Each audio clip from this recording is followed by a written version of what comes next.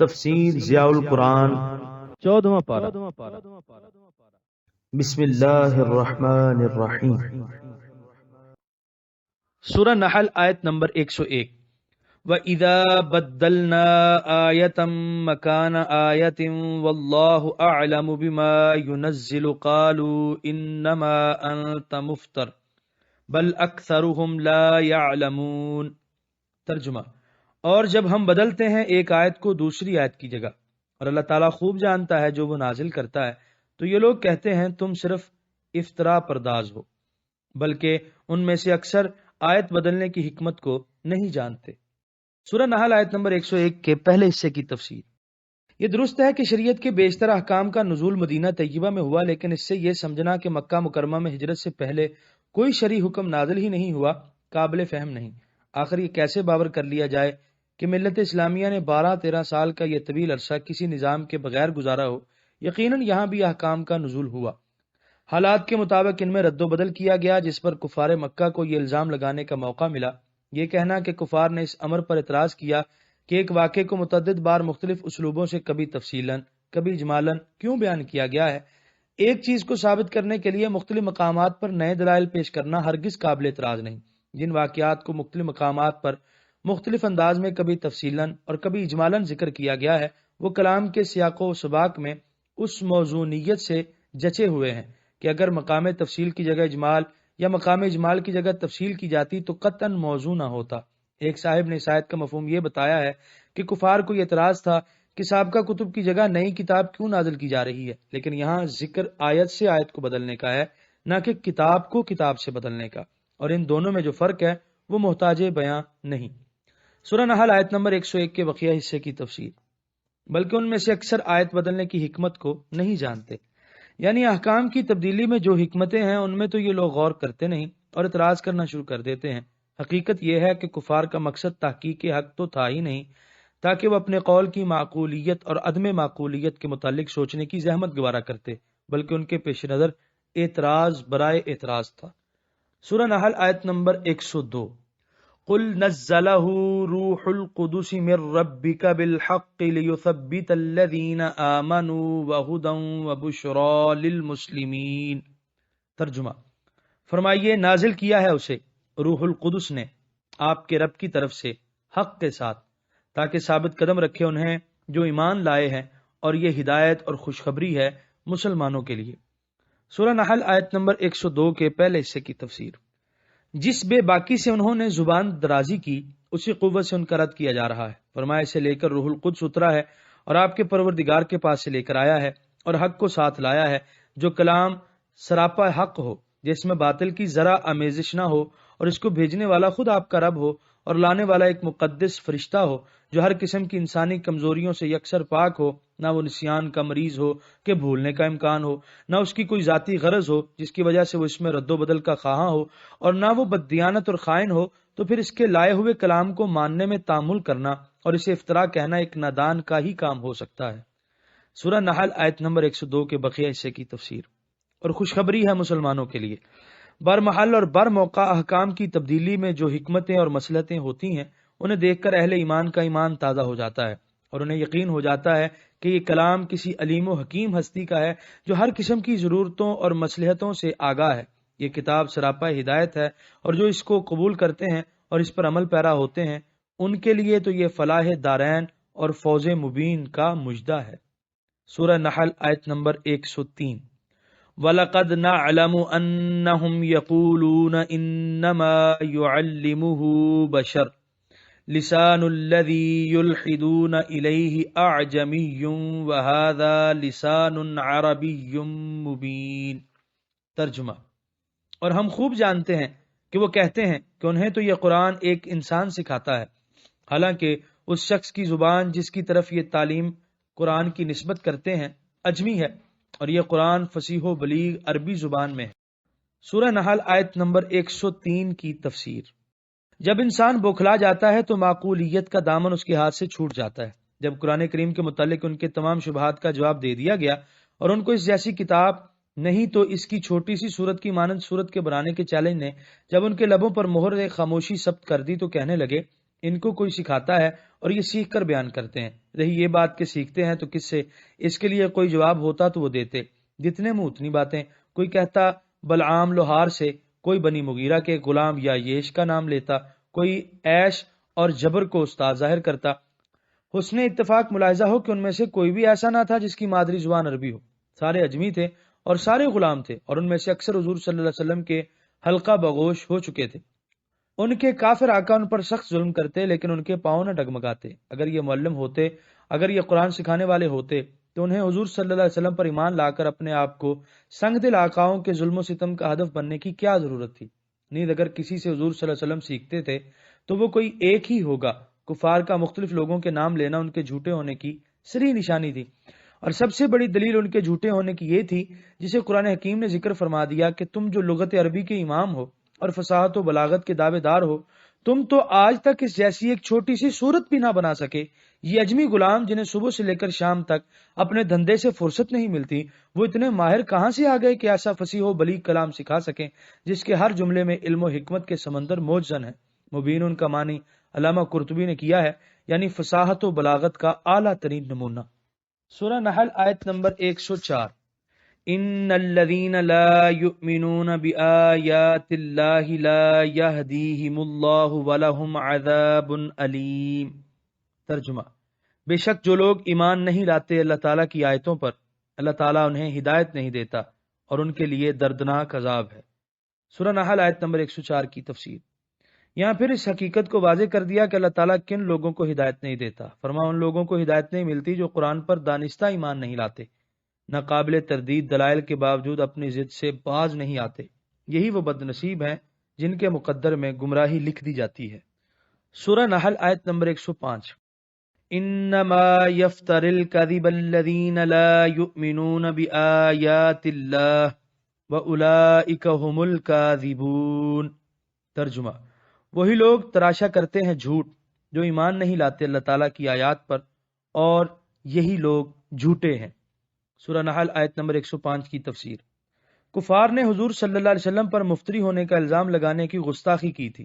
اللہ تعالیٰ نے فرمایا افطرا بازی کرنا تو تمہارا شیوا ہے، جھوٹ بولنا تو تمہاری عادت ہے، میرے محبوب کا مقام تو بڑا بلند ہے، اس کے غلام بھی جھوٹ اور غلط بیانی سے اپنی زبان آلودہ نہیں کرتے۔ چنانچہ امام بہقی نے شعب الایمان میں یہ حدیث نقل کی ہے کہ حضور صلی اللہ علیہ وسلم سے عرض کی گئی کیا مومن بزدل ہوتا ہے؟ فرمایا ہاں۔ کیا مومن بخیل ہوتا ہے؟ فرمایا ہاں۔ کیا مومن جھوٹا ہوتا ہے؟ فرمایا نہیں۔ سورہ نحل آیت نمبر 106۔ من کفر باللہ من بعد ایمانہ الا من اکرہ وقلبہ مطمئن بالایمان ولکن من شرح بالکفر صدرا فعلیہم غضب من اللہ وَلَهُمْ عَذَابٌ عَظِيمٌ۔ ترجمہ: جس نے کفر کیا اللہ تعالیٰ کے ساتھ ایمان لانے کے بعد بجز اس شخص کے جسے مجبور کیا گیا اور اس کا دل مطمئن ہے ایمان کے ساتھ، تو اس سے مواخذہ نہ ہوگا، لیکن وہ بدنصیب کھل جائے کفر کے ساتھ جس کا سینہ، تو ان لوگوں پر اللہ تعالیٰ کا غضب ہوگا اور ان کے لیے بڑا عذاب ہے۔ سورہ نحل آیت نمبر 106 کے پہلے حصے کی تفسیر۔ یہ آیت حضرت عمار کے حق میں نازل ہوئی۔ ایک دفعہ کفار نے آپ کو، آپ کے والد یاسر کو اور آپ کی والدہ سمیہ کو پکڑ لیا، انہیں طرح طرح کی اذیتیں پہنچائیں تاکہ وہ اسلام سے دستبردار ہو جائیں، لیکن بے سود۔ آخر انہوں نے حضرت سمیہ کی ایک ٹانگ ایک اونٹ سے اور دوسری ٹانگ دوسرے اونٹ سے باندھ دی، اور ابو جہل نے ان کے اندام نہانی میں نیزہ مارا اور دونوں اونٹوں کو مختلف سمتوں میں دوڑا دیا، یہاں تک کہ چیر کر آپ کے بدن کے 2 حصے ہو گئے۔ یہ پہلی شہیدہ ہیں جنہوں نے اپنی جان راہ خدا میں دی۔ پھر حضرت یاسر کو پکڑا اور ان کو بھی بڑی بے دردی سے قتل کر دیا۔ یہ تاریخ اسلام کے دوسرے شہید ہیں جن کے خون پاک سے زمین لالا گوں ہوئی۔ اس کے بعد ان ظالموں نے حضرت عمار کو پکڑا اور انہیں مجبور کیا کہ اسلام کو چھوڑ دیں۔ آپ کی والدہ اور والد کے لاشیں سامنے تڑپ رہے تھے، انہوں نے بدل نخواستہ زبان سے کلمات کفر کہہ دیے۔ بارگاہ رسالت میں عرض کی گئی کہ عمار تو کافر ہو گیا۔ حضور صلی اللہ علیہ وسلم نے فرمایا کلا، ہرگز نہیں، عمار تو سر سے لے کر قدموں تک ایمان سے لبریز ہے، ایمان اس کے گوشت اور خون میں سرایت کیے ہوئے ہے۔ حضرت عمار وہاں سے چھٹکارا پا کر روتے ہوئے بارگاہ رسالت میں حاضر ہوئے۔ اور سارا ماجرا عرض کیا۔ حضور صلی اللہ علیہ وسلم نے پوچھا، عمار اس وقت تیرے دل کی کیا کیفیت تھی؟ عرض کی، مطمئنم بالایمان، وہ تو ایمان سے مطمئن تھا۔